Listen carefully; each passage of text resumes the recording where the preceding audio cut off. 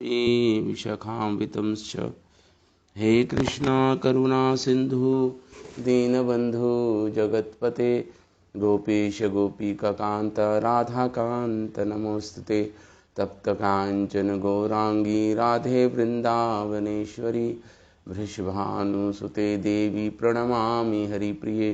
जय श्री कृष्ण चैतन्य प्रभु नित्यानंदा श्री अद्वैत गदाधर शिवासादि गौर भक्त वृंद।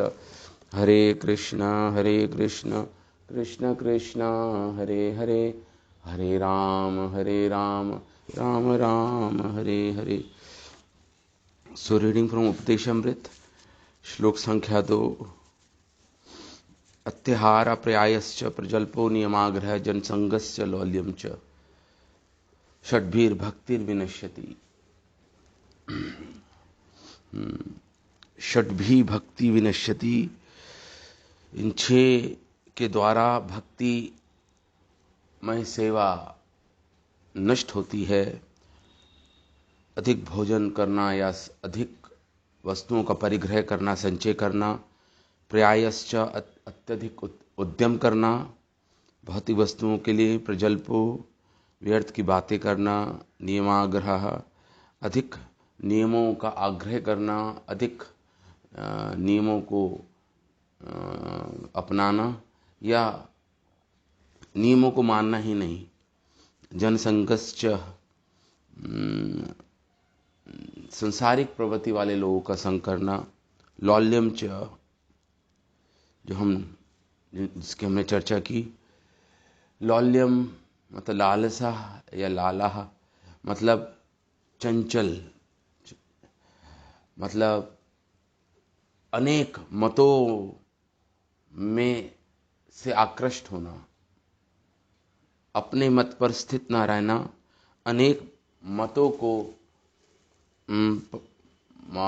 को मानने वाला, मतलब लालसा रहती है कि अनेक मतों को मानना। और दूसरा अर्थ है लौल्यम का, अनेक जो भौतिक वस्तु हैं उनको भोगने का प्रयास, विषयों को भोगने का प्रयास, वो भी लालसा में आता है।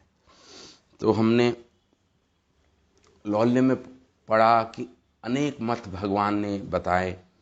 भगवान ने कर्म योग, ज्ञान योग, भक्ति योग बताया, लेकिन भगवान बोल रहे हैं यहाँ पे उद्धव को कि मैंने तो मया आदौ सृष्टि ब्रह्म, मया आदौ सृष्टि, जब सृष्टि की मैंने ब्रह्मा जी को भक्ति मार्ग ही बताया, लेकिन अपनी अपनी रुचि और कर्मों के अनुसार लोगों ने उस मार्ग को मैनी, कहीं बहुशाखा, कहीं शाखा निकल गई इन्हीं इस भक्ति योग से।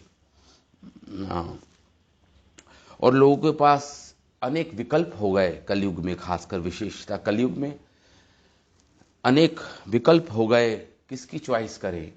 लेकिन फिर हमने ये पढ़ा कि एक्चुअली विकल्प है ही नहीं किसी के लिए कोई, क्योंकि सारे जो दूसरे विकल्प हैं वो केवल भ्रमित करने वाले हैं लोग, जनसामान्य लोगों को। जो राजमार्ग है वो तो भक्ति ही मार्ग है। फिर हमने कल ये चर्चा की कि योग्यताएं क्या हैं। अगर कोई कर्म योग को अपनाता है तो उसमें क्या योग्यताएं हैं, उसके लिए क्या योग्यताएं हैं। जो ज्ञान मार्ग पर चलता है उसके लिए क्या योग्यताएं हैं, और जो भक्ति मार्ग पर चलता है उसके लिए क्या योग्यता है। फिर भगवान ने फाइनल श्रीमद् भागवतम के 11वें स्कंद में भगवान उद्धव को बोला, यन आस्थाय नरो राजन न प्रमादेत करहिचित धावन निमिल्य वा नेत्रे न सखले न पटेत इहा। भगवान ने भक्तों के लिए बोला है ये श्लोक कि यन आस्थाय नरो राजन, हे उद्धव, जिन लोगों को इस भक्ति मार्ग पर आस्था हो गई है, न प्रमादेत करहिचित, वह कभी भी ब्लंडर नहीं करते, मतलब ब्लंडर नहीं करते। मतलब यह हुआ कि इस पथ पर, जो भक्ति का पथ है, इतना सुगम और इतना सरल और इतना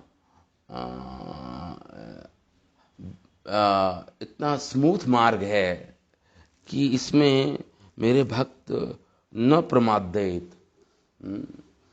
वो गिरते नहीं हैं। धावन निमिल्य वा नेत्रे,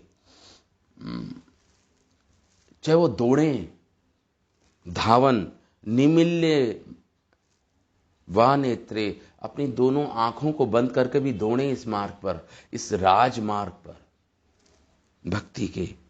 ना सखलेन, ना वो फिसलते हैं, ना पटेत इह, ना उनका पतन होता है, ना वो गिरते हैं। धावन मतलब जोर से दौड़ना, मतलब जब हम जोर से दौड़ते हैं तो हमारे दोनों पैर ही हवा में होते हैं, उस समय भी नहीं। भगवान कह रहे हैं ना गिरते हैं ना फिसलते हैं इस मार्ग में। ये ऐसा भक्ति का मार्ग है।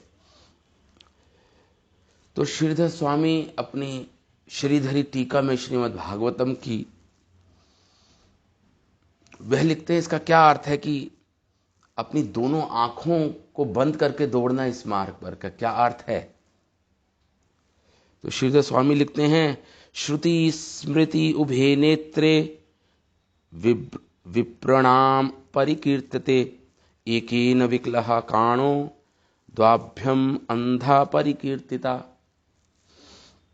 दो प्रकार के वैदिक शास्त्र होते हैं। एक तो श्रुति शास्त्र, इसमें 4 वेद और उपनिषद आ गए, श्रुति शास्त्र। एक स्मृति, जिसमें पुराण आ गए, महाभारत रामायण सब स्मृति में ही आएंगे। तो ऐसा कहते हैं कि ये 2 नेत्रों के समान है, श्रुति और स्मृति शास्त्र 2 नेत्रों के समान है। ये किसके? एक ब्राह्मण के 2 नेत्र हैं ये, श्रुति और स्मृति। विप्रणाम परिकीर्तिते, ऐसा कहा जाता है कि एक ब्राह्मण जो होता है उसके 2 नेत्र होते हैं, एक श्रुति शास्त्र, एक स्मृति शास्त्र। एकेन विकलः काणो, जिसको एक आंख जिसकी नहीं है वो काणा है, व्यक्ति है।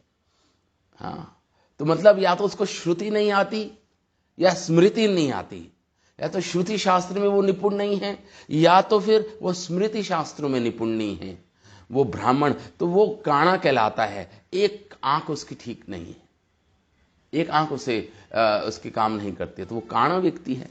तो कह रहे हैं एकेन विकलः काणो, श्रीधर स्वामी कहते हैं वो काणा है। द्वाभ्याम अंध परिकीर्तिता, और जिसकी दोनों आंखें, जो दोनों आंखों से नहीं देख सकता, वो विप्र, वो ब्राह्मण अंधा है। मतलब जिसको ना तो श्रुति शास्त्र आते हैं ना स्मृति शास्त्र आते हैं, वह अंधा है। तो ये भक्ति मार्ग में जो भगवान ने बोला, धावन निविल्य वा नेत्रे, दोनों आंखों को बंद करके भी मेरा भक्त दौड़ता है, तो वह नहीं गिरेगा इस पथ पर।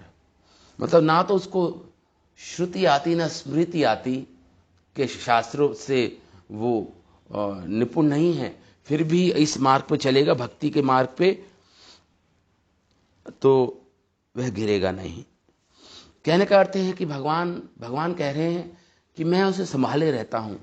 जैसे एक बच्चा चलना सीखता है तो माता पिता पकड़े रहते हैं, उसी प्रकार भगवान अपने भक्तों की सेवा में रत रहते हैं, उनको बचाने के लिए, उनका पतन ना हो, वो भक्ति में अग्रसर उन्नति करें। स्वयं भगवान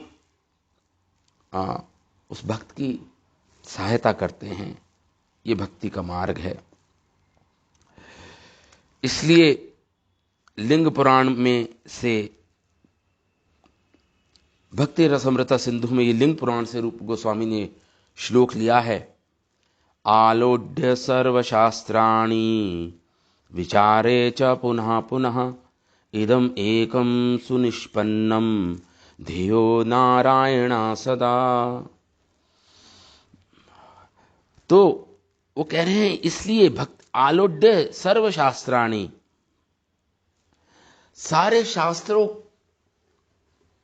के पन्नों को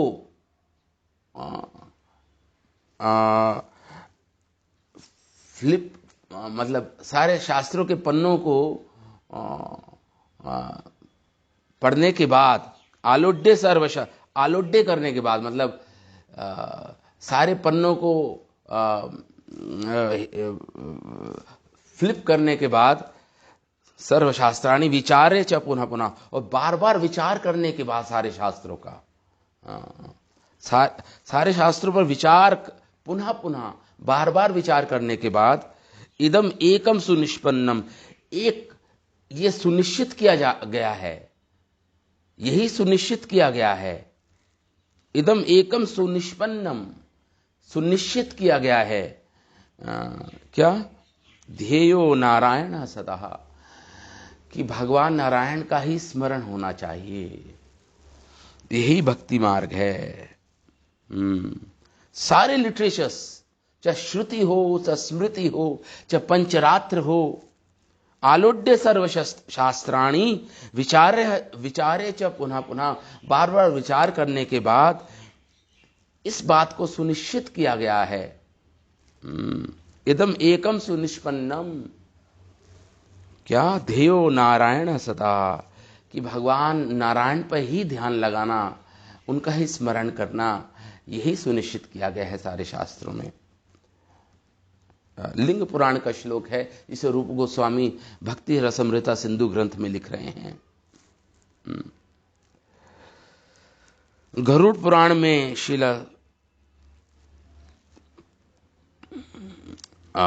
सारे शास्त्रों में देखिए, जितने भी वर्ल्ड के जितने भी रिलीजियस लिटरेचर्स हैं, केवल इंडिया में नहीं, पूरे विश्व में, सब में ही भक्ति मार्ग, भगवान भक्ति मार्ग को ही उसका ही गुणगान गाया है, उसी को प्रोपोगेट किया गया है।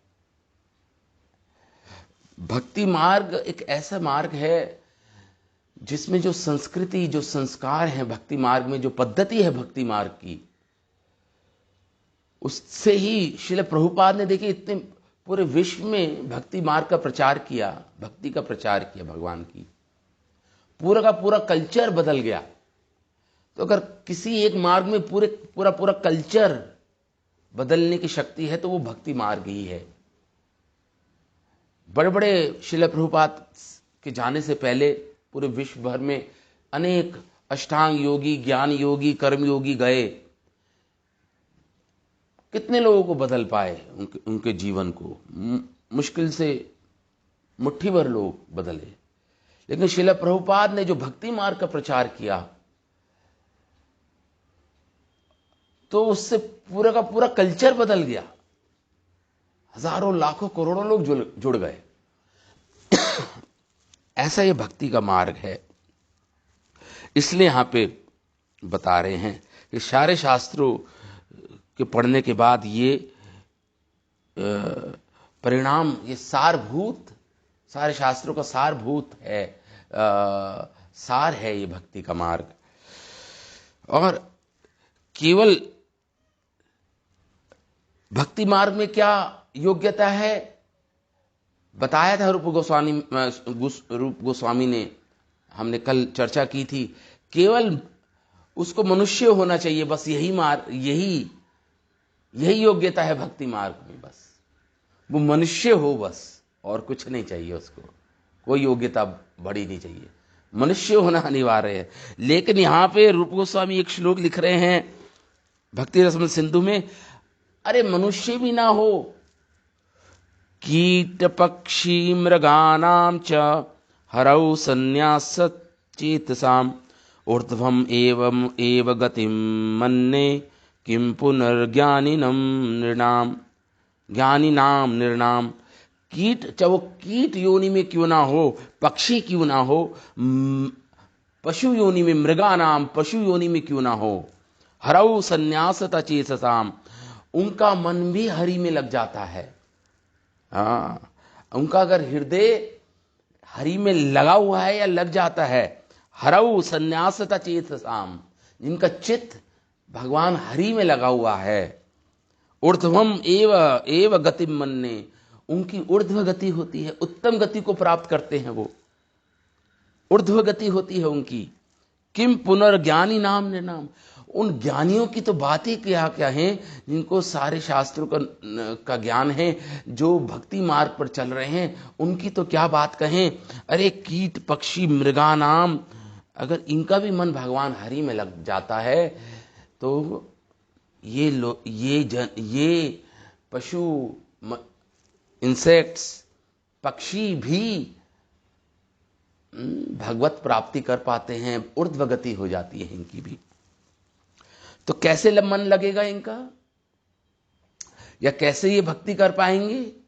कीट पक्षी मृगानाम च, कैसे भक्ति कर पाएंगे ये। देखिए हम कोई नगर संकीर्तन करते हैं, उसमें ध्वनि सुनते हैं हरि नाम की, तो इनके कान में वो ध्वनि जाती है, चाहे इनको समझ में आ रहा है नहीं आ रहा, लेकिन वो ध्वनि सुनते हैं। एक बार श्रील प्रभुपाद एक जगह गए थे, वहां पर बहुत सारे वृक्ष थे, तो प्रभुपाद हर वृक्ष के नीचे हरे कृष्ण महामंत्र गा रहे थे। तो प्रभुपाद ने कहा कि ये पेड़ पौधे, कीट पक्षी, ये भी सुनते हैं हरि नाम, इनका उद्धार करने के लिए मैं ऐसा कर रहा हूं। और दूसरा, ये जो कीट पक्षी हैं, पशु हैं, भगवान का प्रसाद तो पा ही सकते हैं, भगवान का प्रसाद तो पा ही सकते हैं, उससे इनका मन भगवान में लग जाता है। केवल भगवान का प्रसाद पाने से इनकी भक्ति योग कर रहे हैं उस समय, वो भगवान का प्रसाद पाना भक्ति योग का ही अंग है, भक्ति योग का अंग है, 64 अंगों में से एक अंग है। तो इसलिए भगवान का प्रसाद तो पा ही सकते हैं पक्षी, कीट पतंगे, पशु। तो यहां पर रूप गोस्वामी कह रहे हैं वह भी भक्ति मार्ग पर चल सकते हैं, अधिकारी हैं, और चल के उनकी भी ऊर्ध्व गति होती है। अच्छा, जो भौतिकवादी होते हैं, जो विषयी आसक्त होते हैं, जो भोगी होते हैं एक नंबर के, उनके लिए भी भक्ति मार्ग है, उनके लिए भी भक्ति मार्ग है। श्लोक कोट कर रहे हैं यहाँ पे भक्ति रसम सिंधु में, भक्ति रसमता सिंधु में कोट कर रूप गोस्वामी श्रीमद् भागवतम से श्लोक कोट कर रहे हैं। बाध्यमानोपि मद्भक्तो विषयैरजितेन्द्रियः प्रियाय प्रगल्भया भक्त्या विषयेनाभिभूयते। बाध्यमानो अपि मद्भक्तो, ये 11वें स्कंद का श्लोक है, उद्धव को भगवान स्वयं बोल रहे हैं, भगवान के शब्द हैं, जिसे रूप गोस्वामी ने संकलन किया है भक्ति रसमतर सिंधु में। बाध्यमानो, मेरा भक्त अभी चाहे मायाबद्ध हो, चाहे सताया गया हो भौतिक इच्छाओं के द्वारा, बाध्य मानो, चाहे उसको सताया जा रहा हो भौतिक इच्छाओं से, हो उसका मन व्यथित है, सताया जा रहा है उसको मेटल डिजायर से, भौतिक इच्छाओं से, मद भक्तो, मेरे भक्त को चाहे भौतिक इच्छाएं सता रही हैं, भगवान कह रहे हैं विषयीर अजितेंद्रिया, और वो उसने अभी अपनी इंद्रियों को जीता नहीं है, विषयों में उसकी इंद्रियां जा रही हैं विषयों की ओर, आकृष्ट हो रही हैं उसकी इंद्रियां, इसलिए वो अजितेंद्रिय चाहे है, वे अभी अजितेंद्रिय है साधना अवस्था में, अभी उसने अपनी इंद्रियों को नहीं जीता है। लेकिन प्राया प्रगल्भया भक्ता, अगर वो भक्ति में लगा रहता है इस अवस्था में भी, प्रगल्भया भक्त्या, अगर भक्ति में लगा रहे, प्राया प्रयास करता रहे भक्ति में, तो विषय ना भी भूयते, वो विषयों से कभी हारेगा नहीं, जीत लेगा अंततः विषय ना भी भूयते, विषयों से उसका पतन नहीं होगा, विषयों की उसका पतन नहीं होगा, ना विभूयते। भगवान यहां पे बोल रहे हैं अभिभूयते मतलब वो डिफीट नहीं हो, हारेगा नहीं हो, अंततः उसकी जीत होगी। विषयों को जीत लेगा वो, अपनी इंद्रियों को जीत ही लेगा वो मेरी कृपा से। विषय ना अभिभूयते, चाहे अभी तो भौतिकवादी लोगों के लिए भी भक्ति मार्ग है। अब भौतिकवादियता हमने योग्यता पढ़ी थी, कितनी बड़ी योग्यता है हठ योग मार्ग पर चलने की, ज्ञान योग मार्ग पर चलने की, कर्म योग मार्ग पर चलने की कितनी बड़ी योग्यताएं हैं। भौतिकवादी लोग तो सोच भी नहीं सकते उस पथ पर चलने की, लेकिन भौतिकवादी लोग भक्ति मार्ग में चल सकते हैं। सब अधिकारी हैं, वो भगवान उनको इतना बल दे देंगे कि वो अपनी इंद्रियों को जीत पाए।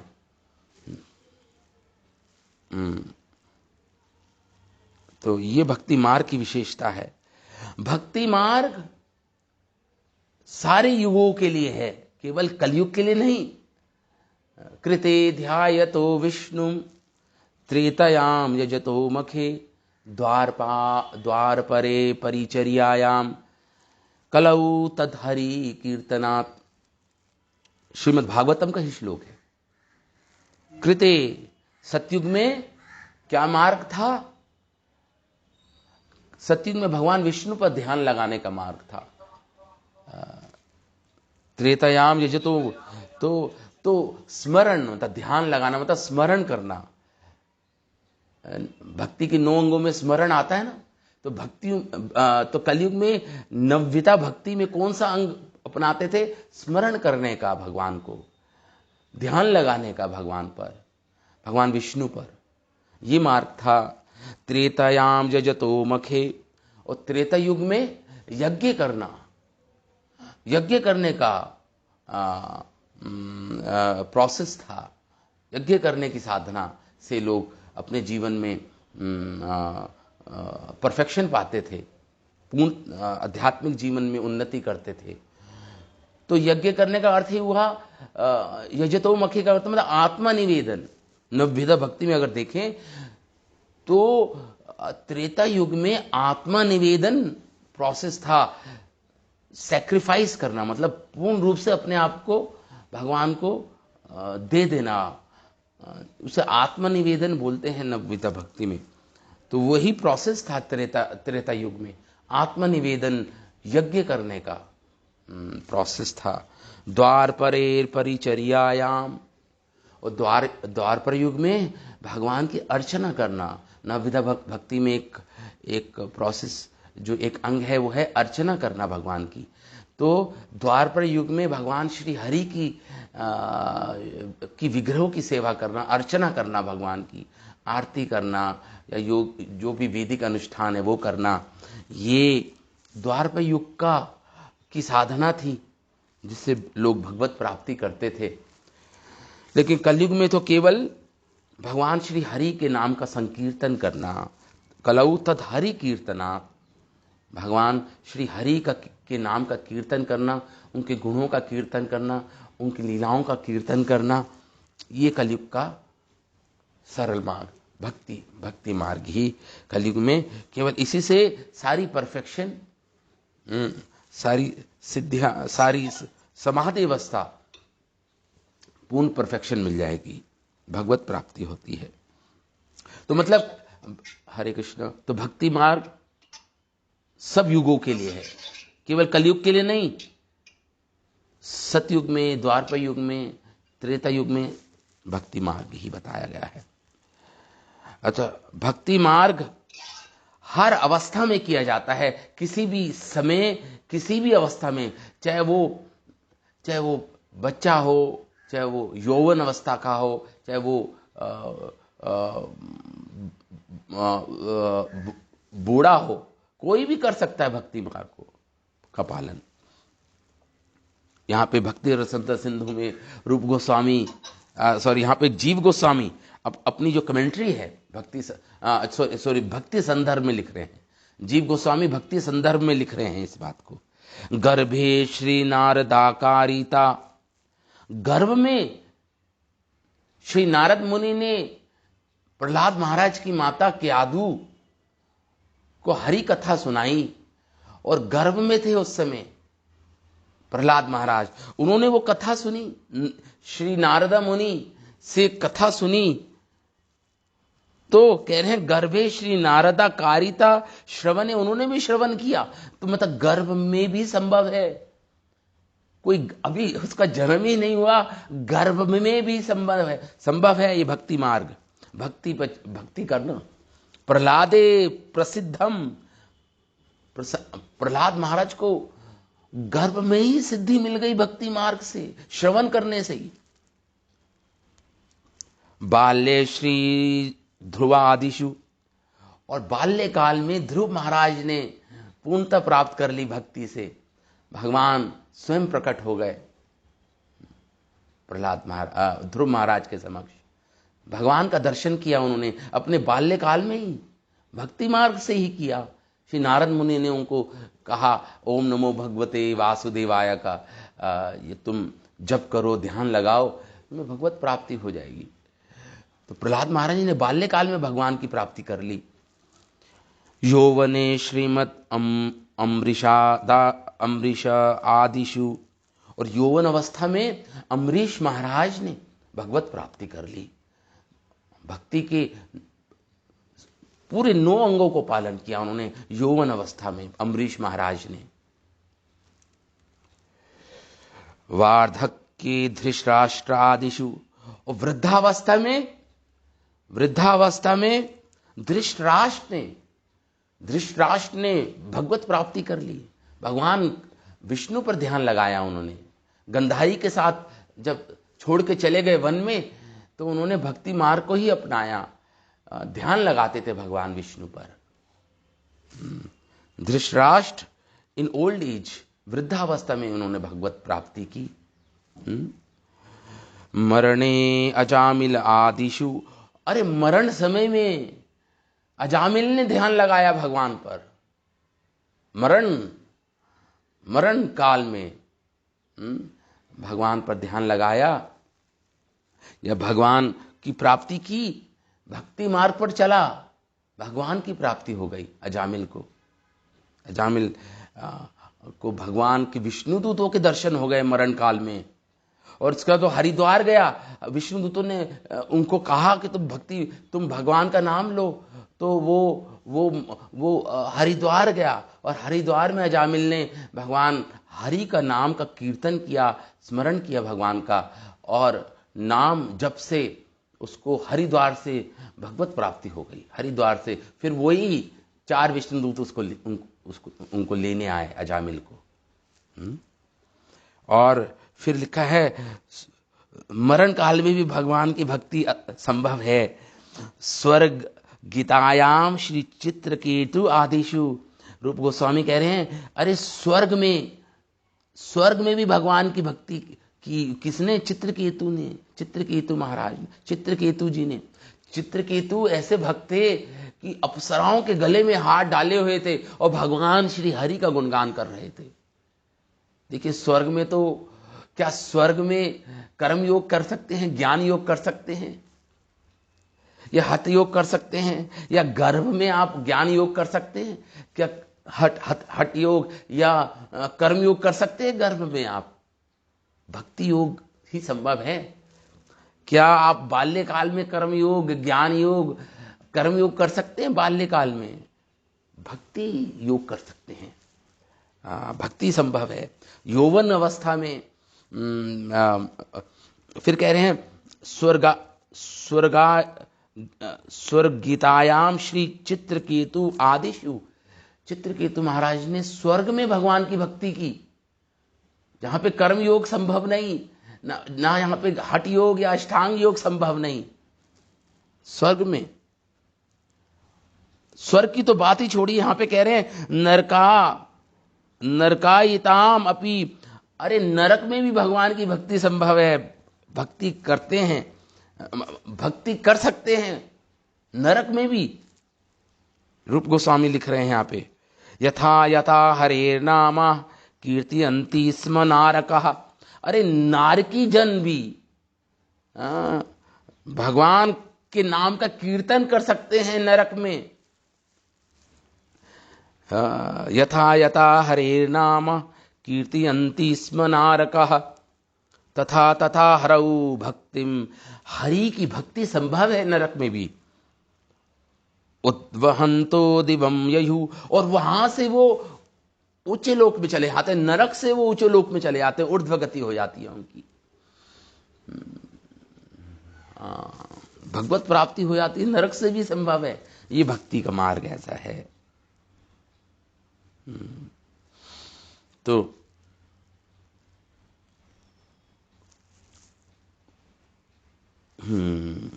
अब जीव गोस्वामी अपनी भक्ति संदर्भ में लिखते हैं कि भक्ति, अगर व्याकरण भी देखो आप, व्याकरण में क्या होता है? कर्ता, कर्म, कारण, संप्रदान, अपदान, संबंध, अधिकरण। तो जीव गोस्वामी थोड़ा टेक्निकली बोल रहे हैं यहां पे, टेक्निकल लैंग्वेज में व्याकरण अगर लेंगे तो उसमें भक्ति अगर हर, जैसे कोई कर्ता, कर्ता क्या है? देखिए कोई नाउन होता है ना, नाउन, तो नाउन में हम कहते हैं कर्ता, हु इज द डूअर, मतलब कौन है वो व्यक्ति, कर्ता, तो नाउन, ये सब नाउन है एक्चुअली। जैसे कर्ता है तो मान लो कोई कहे कि देवदत्त ने वो कार्य किया, देवदत्त ने, तो देवदत्त या ही हैज डन, ही लगा देते हैं, या नाम भी नाउन है, तो हम कहते हैं उसने कुछ कार्य की, उसने, देवदत्त ने चोरी की। और हम कहें देवदत्त ने भक्ति की, जब भक्ति की तो मतलब वो पॉजिटिव हुआ, पॉजिटिव हो ना, जहां भक्ति आ गई, वो पॉजिटिव बन गया। ऐसे जब हम कोई कर्म करते हैं, यद, यहां पे लिख रहे हैं श्री जीव गोस्वामी, यद गवाधिकम भगवते दीयते, कोई कर्म किया, मान लो उसको कोई कर्म किया, मतलब कुछ किसी की हानि कर दी, किसी को चीट किया, वो नेगेटिव। लेकिन जब हम बोलते हैं कि अगर आप भक्ति जोड़ दो तो यत गवाधिकम भगवते दीयते, उसने भक्ति की, नहीं, यत गवाधिकम भगवते दीयते, भगवती दीयते, भगवते दीयते, मतलब कोई कर्म में अगर भक्ति जोड़ दो, जिसे बोलते हैं एक्यूजेटिव, यहां पे लिखा हुआ है, मतलब कर्म, जब हम कोई बोलते हैं कि उसने उसको भक्ति का कार्य किया या भक्ति का प्रचार किया, तो पॉजिटिव हो गया। मतलब भक्ति मार्ग, मतलब हर नाउन में जीव गोस्वामी भक्ति जोड़ रहे हैं यहां पे। जैसे कारण होता है किसके द्वारा, जिसके द्वारा कुछ कार्य किया जाता है, उसे कारण बोलते हैं। ये ना द्वारा भूतेन भक्ति क्रियते, आपने किसी के द्वारा कोई भक्ति का काम किया, भक्ति का प्रचार किया, किसी के द्वारा करवाया, तो वो पॉजिटिव हो गया। ये ना द्वारा भूतेन भक्ति क्रियते। उसी प्रकार संप्रदान होता है डेटिव, यस्मै भगवत प्राणी अर्थम दीयते। तो मतलब यहां पे ये हो गया कि देखिए कब यहां पे लिखा है, चलिए, तो संप्रदान किस, यस्मै भगवत प्रीणा अर्थम दीयते, भगवत प्रीण, भगवत भक्ति प्रीण अर्थम दीयते, आपने भक्ति किस माध्यम से दी किसी को, उसमें तो वो पॉजिटिव हो गया। यहां पे लिखा अपादान, यस्मात् गवादिकात पय अधिकम आद्य भगवते निर्विद्येत। अपादान हो गया या संबंध हो गया। आपने, यस्य पुत्रो भक्तिम करोति, आपको कोई संबंधी भी है, अगर वो कोई पुत्र है आपका, वो भक्ति कर रहा है, तो पॉजिटिव हो गया। तो अधिक, तो संबंध बोलते हैं इसको। ये नाउन है, सारे नाउन हैं, 7 प्रकार के नाउन, व्याकरण में आते हैं। अधिकरण यस्मिन देशे भक्ति देवी तिष्ठति, कहां पे हो रहा है वो, किस स्थान पे वो हो रहा है वो कार्य, उसे अधिकरण बोलते हैं, नाउन, प्लेस। यस्मिन देशे, जहां पे भक्ति देवी, जहां पे भगवान की भक्ति की जाती है, भक्ति देवी वहां पे प्रतिष्ठित हो जाती हैं, वहां पे तिष्ठति, वहीं पे होती हैं। तो ये सारा इसमें जीव गोस्वामी कह रहे हैं सब में ही भक्ति मार्ग बताया गया है, सब में भक्ति मार्ग। अब प्रेयर रूप गोस्वामी बस आखिरी श्लोक में श्रील रूप गोस्वामी प्रेयर कर रहे हैं। अत्तिहारी प्रयासी च प्रजल्पी नियमा घरई जनसंगः लोलता युक रूपे याची कृपाम तवा। रूप गोस्वामी से प्रार्थना हो रही है यहाँ पे कि हे रूप गोस्वामी से प्रार्थना कर रहे हैं यहाँ पे याचक कि मैं अत्तिहारी हूं, मैं प्रयासी हूं, मैं प्रजल्पी हूं, मैं नियमाग्रही हूं, मैं जनसंगी हूं, मैं लोलता युक्त, मैं लालच से युक्त हूं। रूपा याचे, फिर भी मैं रूप गोस्वामी की कृपा की याचना करता हूं। इस प्रकार ये हमारा लौल्यम हमने पूर्ण किया। तो अभी समय है तो हम श्रील प्रभुपाद का तात्पर्य पढ़ने का समय है, तो बताइए, हम पढ़ सकते हैं आज। प्रभु जी फर्स्ट और दोनों श्लोक का पढ़ना था तो प्रभुपाद जी ने तो पूरा समराइज किया हुआ है दोनों अपने तात्पर्य में। प्रभुपाद ने इतने डिटेल में हमने पढ़ा तो प्रभुपाद ने उसको सब समराइज कर दिया है। इसको केवल मैं पढ़ सकता हूं इसको, या इस पे डिस्कशन पता नहीं, दोनों श्लोक को तो प्रभु जी समय लगेगा, एक क्लास में तो शायद ना हो पाए। मतलब या तो मैं पढ़ देता हूं क्योंकि आपने सुन लिया है दोनों श्लोकों को, 10, 12, 13 दिन में हमने दोनों श्लोकों को कवर किया। अब श्रीमद् भागवतम में श्रील प्रभुपाद अनुवाद अपने तात्पर्य में लिख रहे हैं। पहला श्लोक था वाचो वेगम मनसा क्रोध वेगम जीव वेगम उदर उपस्थ वेगम एतान वेगान यो विषेत धीरा सर्वाम अपीमाम पृथ्वीम सशिष्यात्। इस श्लोक में श्रील प्रभुपाद लिख रहे हैं अपने तात्पर्य में, श्रीमद् भागवतम में परीक्षित महाराज ने सुखदेव गोस्वामी से अनेक बुद्धिमता प्रश्न पूछे। इनमें से एक प्रश्न था यदि लोग इंद्रियों को वश में नहीं कर सकते तो प्रायश्चित क्यों करते हैं। तो यहां पे ये है कि ये चारों हमें अपनी इंद्रियों को संयमित करना है। क्या वाचो वेगम हमने कहा था, अपनी जीवा को या वाणी को के वेग को, तो मतलब यहां पे सारी इंद्रियों की बात हो रही है। यहां पे कर्म मन की बात हो रही है, मन की वेग और इंद्रियों की वेग। तो देखिए हमने बताया था कि जो इंद्रियों के वेग हैं और जो मन के वेग हैं, दो चीजों में कैटेगराइज किया गया था। इनको दो कैटेगरीज बना सकते हैं हम। तो इसमें सबसे पहले श्रील प्रभुपाद इंद्रियों के बारे में बात कर रहे हैं कि जो इंद्रियों पे वश नहीं कर सकते और इंद्रियों के वश में ना होने के कारण पापपूर्ण कार्य कर बैठते हैं, और फिर उसके बाद उन पापपूर्ण कार्य करने के बाद वो प्रायश्चित करते हैं उस पापपूर्ण कार्य करने के बाद, क्योंकि उनकी इंद्रियां भी उनके वश में नहीं है। तो यहां पे परीक्षित महाराज सुखदेव गोस्वामी से पूछ रहे हैं 7वें स्कंद में या 6ठे स्कंद में था शायद, 6ठे स्कंद में पूछ रहे हैं श्रीमद् भागवतम के सुखदेव गोस्वामी से कि ये प्रायश्चित का क्या मतलब बनता है। प्रायश्चित जैसे प्रायश्चित करने के बाद कोई ये अनिवार्य नहीं है कि कोई सुधर जाता है। यही नहीं, वह अन्य जैसे चोर होता है, वो चोरी करता है लेकिन जेल में डाला जाता है, तो उसका जेल में डालना उसका प्रायश्चित हो गया, लेकिन फिर जेल से बाहर निकल के फिर चोरी करेगा वो।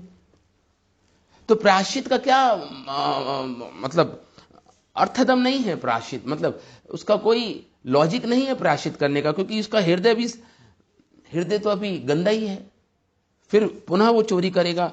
जो कम बुद्धि, श्रील प्रभुपाद लिख रहे हैं, ऐसा व्यक्ति यदि प्रायश्चित भी करता है और सरकार द्वारा दंडित भी होता है तो वह कारागार से निकलते ही फिर से चोरी करेगा।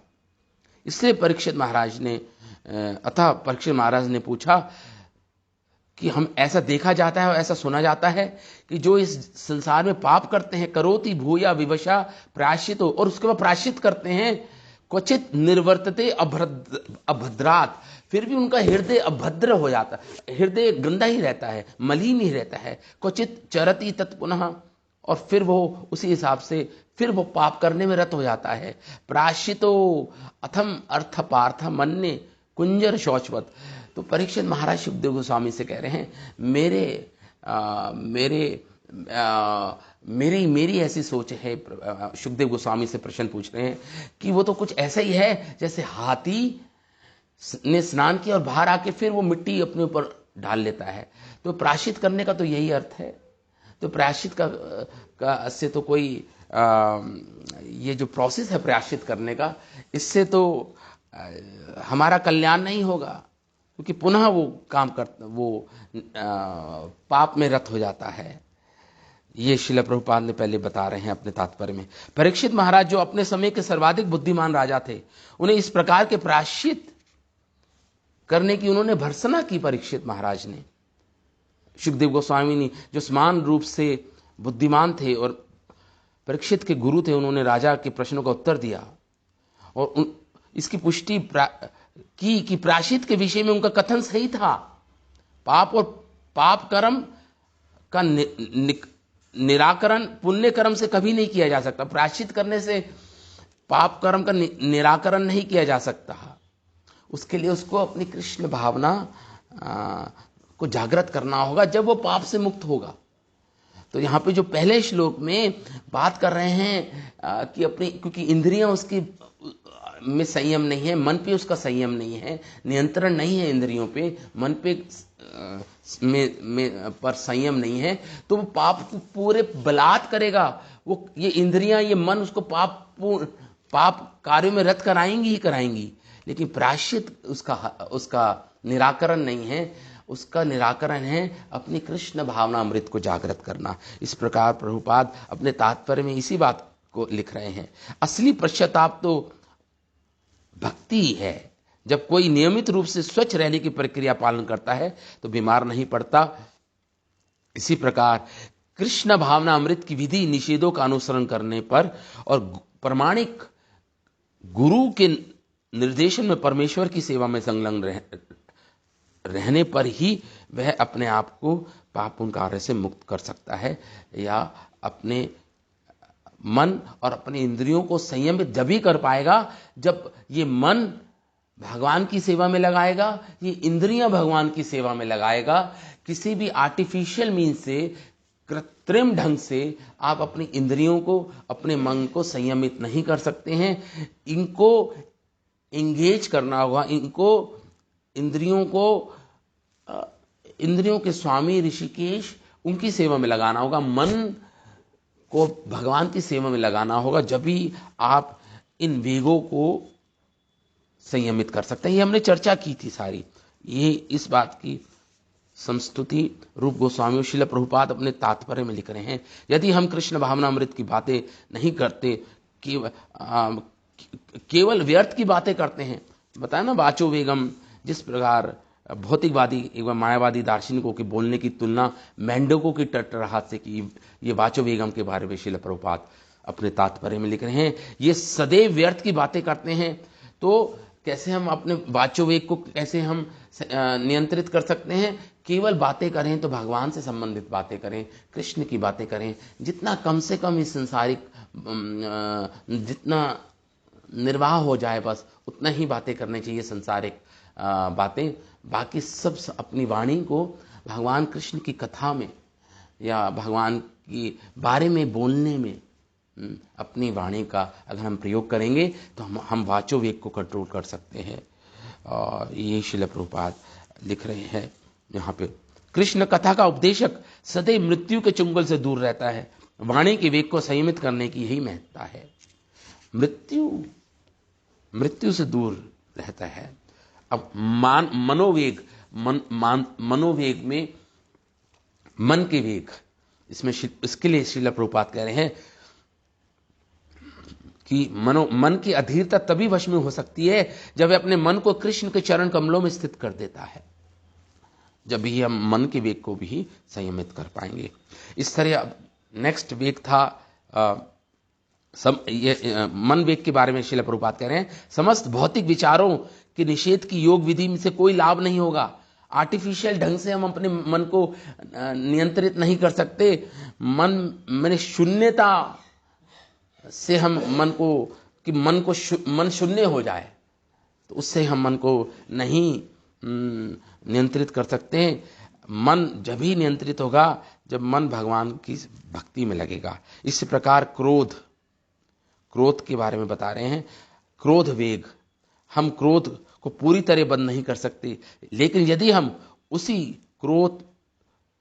पर क्रोध करें जो भगवान के भक्तों की निंदा करते हैं तो हम कृष्ण भावनामृत में अपने क्रोध को वश में कर सकते हैं।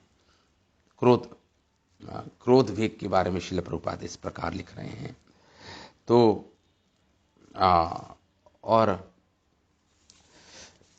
और आगे जो वेग थे वो थे जीवा वेगम के बारे में श्रील प्रभुपाद लिख रहे हैं, जो अपनी जीवा से भक्तों की निंदा करते हैं। लिख रहे हैं तब बात यह कि मनुष्य को स्वयं का सभी प्रकार का अपमान सहते हुए तैयार रहने, लेकिन जब कोई कृष्ण या उनके शुद्ध भक्तों की निंदा करता है तो भक्त, ये क्रोध वेग के बारे में कह रहे हैं, तो भक्त क्रुद्ध हो जाता है और अपराधियों पर अग्नि की तरह बरस पड़ता है।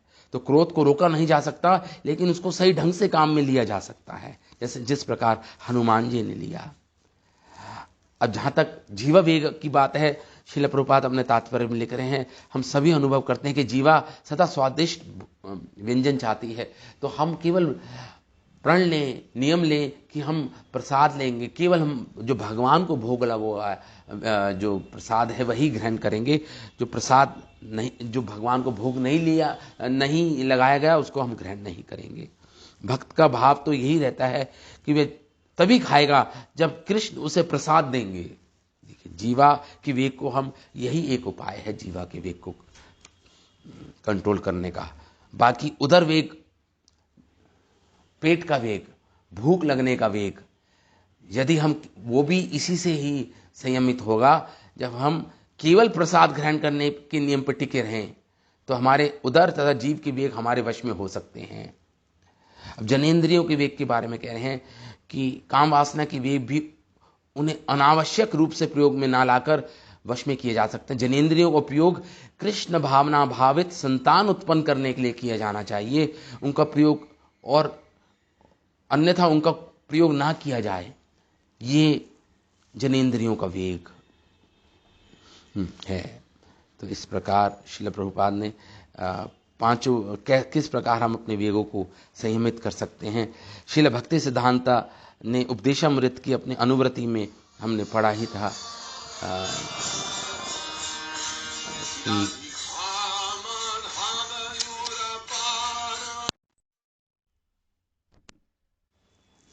कर सकते हैं। तो यहाँ पे श्री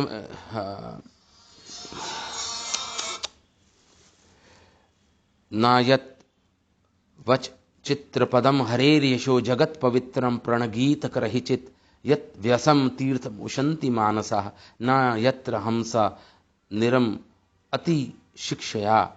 श्रीमद् भागवतम का श्लोक है। जो शब्द उन भगवान के यशोगान नहीं करते, जो संपूर्ण ब्रह्मांड के वायुमंडल को अकेले ही पवित्र करने वाले हैं, वह साधु पुरुष द्वारा कौओं के तीर्थ स्थान माने जाते हैं। चूंकि सर्वपूर्ण व्यक्ति दिव्य धाम के निवासी होते हैं, अतएव उन्हें वहां कोई आनंद प्राप्त नहीं होता। यहाँ पे श्रील प्रभुपाद लिख रहे हैं कि वाणी के वेग के बारे में लिख रहे हैं कि जहाँ पे भगवान श्री हरि के यशोगान किया जाए, वह ही हंस जन होते हैं, वो उनके लिए तीर्थ स्थान होता है। तत्व्यसम तीर्थम उशंति मानसा। और जहाँ पे भगवान हरि का गुणगान नहीं किया जाए जिस स्थान पर, वो तो केवल कौओं के तीर्थ स्थान, कौए ही होते हैं वहाँ पे। उस तीर्थ मतलब तीर्थम उशंति मानसा, वो कौओं को के का तीर्थ स्थान होता है। यहाँ पे भगवान हरि की भक्ति नहीं होती। ये वाणी के वेग के बारे में बता रहे हैं यहाँ पे श्रील प्रभुपाद। निष्कर्ष ये निकलता है कि जब हम पूर्ण पुरुषोत्तम परमेश्वर की भक्ति में सेवा के विषय में बातें करते हैं, तब हम व्यर्थ की मूर्खतापूर्ण बातों से अलग रह सकते हैं। इसलिए इन 3 श्रेणियों में जो बांटा है शरीर की, तो काम वेग, शरीर के वेग और मन का वेग। तो शरीर के वेग में ये आ गया जीव का वेग, उदर का वेग, जनेंद्रियों का वेग, और एक मन का वेग होता है। मन का वेग में आ गया क्रोध वेग। तो 2 श्रेणी में बांटा है यहाँ पे ये लिख रहे हैं श्रील प्रभुपाद अपने तात्पर्य में कि रस 6 प्रकार के होते हैं, जीवावेग के बारे में बता रहे हैं। और यदि हम इनमें से किसी एक के द्वारा विचलित होते हैं तो जीव के वेग से हम तो वह जीव के वेग से नियंत्रित हो जाते हैं हम। तो मांसाहार खाना, ये सब करना, इंद्रियों की तृप्ति के लिए भोजन करना जिसमें मिर्च, इमली जैसी मसाले की अत्यधिक मात्रा रहती है, कृष्ण भावना भावित व्यक्तियों के लिए त्याज्य है। पान, हरितकी, सुपारी, पान मसाला, तंबाकू, शराब, कॉफी, चाय, ये सब अवैध वेगों की पूर्ति के लिए किया जाता है। यदि हम कृष्ण को अर्पित किए गए भोजन के उच्चिष्ट को ही स्वीकार का अभ्यास करेंगे तो माया के उत्पीड़न से बचेंगे। किंतु यदि कोई स्वादिष्ट होने के कारण प्रसाद ग्रहण करता है, इससे अधिक मात्रा खाता है, तो वह जीव के वेग को तुष्ट करने का शिकार बन जाता है। चैतन्य महाप्रभु ने हमें शिक्षा दी कि प्रसाद खाते समय भी अत्यंत स्वादिष्ट व्यंजनों से बचना चाहिए हमें। यदि हम उत्तम भोजन खाने के मनोभाव से अर्चा विग्रह को स्वादिष्ट भोजन अर्पित करते हैं तो हम जीव की आवश्यकताओं को पूरा करने के प्रयास में फंस जाएंगे कि वही अर्पित करें जो स्वादिष्ट है, वो हमें खाना है इसलिए अर्पित कर रहे हैं भगवान को, तो वो भी जीव वेग में हम फंस जाएंगे। यदि हम किसी धनी व्यक्ति का आमंत्रण किसी विचार से स्वीकार करते हैं कि वहां स्वादिष्ट भोजन मिलेगा, तो हम जीव की आवश्यकताओं को पूरा करने में लग जाएंगे। तो जीवार लालसा यही इति उतिधाय शिष्णो उद्र परायण कृष्ण नाहि पाए। प्रभुपाद चैतन्य चरितमृत का श्लोक कोट कर रहे हैं यहाँ पे। जैसे कि पहले कहा जा चुका है कि जीव, उदर तथा जनेन्द्रिया एक सीधी रेखा में स्थित है और वह एक ही कोटि में आते हैं। भगवान चैतन्य महाप्रभु ने कहा भाल ना खाइबे और भाल ना पारिबे। रघुनाथ दास गोस्वामी को ये महाप्रभु ने निर्देश दिया था।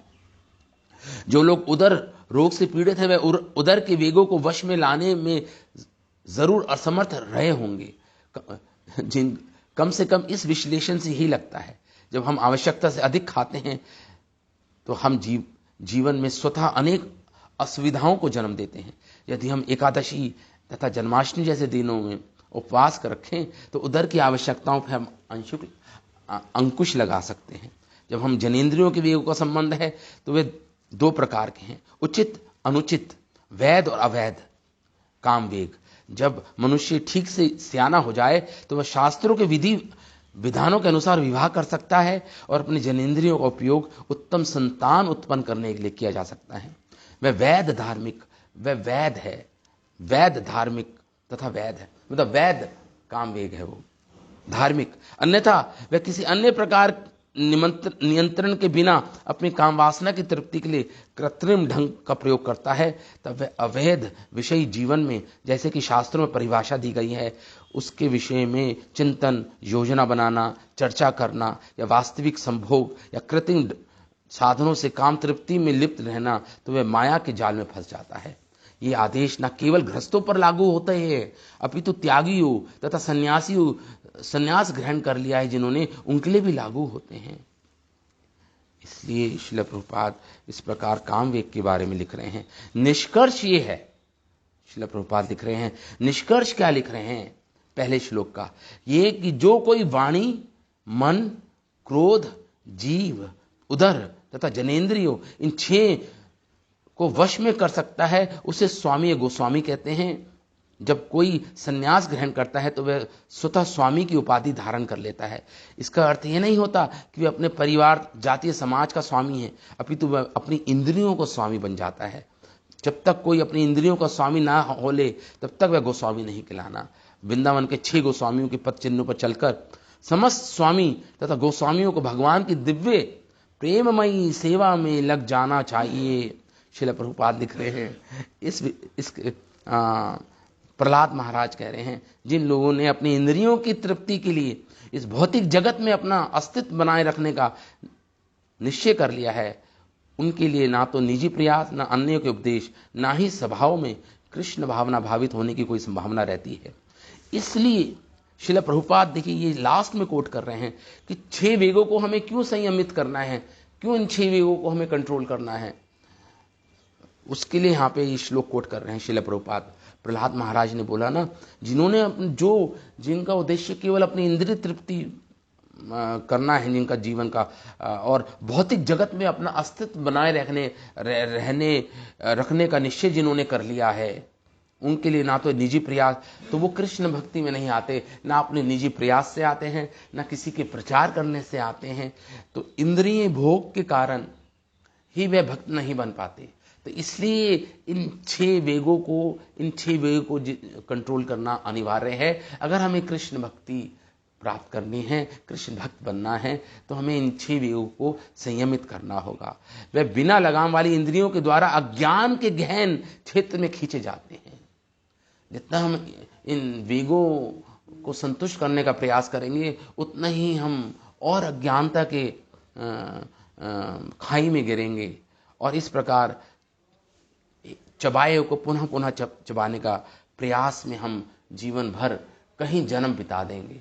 श्रील प्रभुपाद पहले श्लोक के तात्पर्य में ये सब लिख रहे हैं,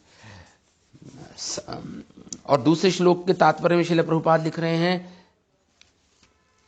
कि मनुष्य का जीवन सदा अत्याहार प्रयायश्च। ये भी लंबा ही है, समय है क्या, 9:05 हो गए हैं।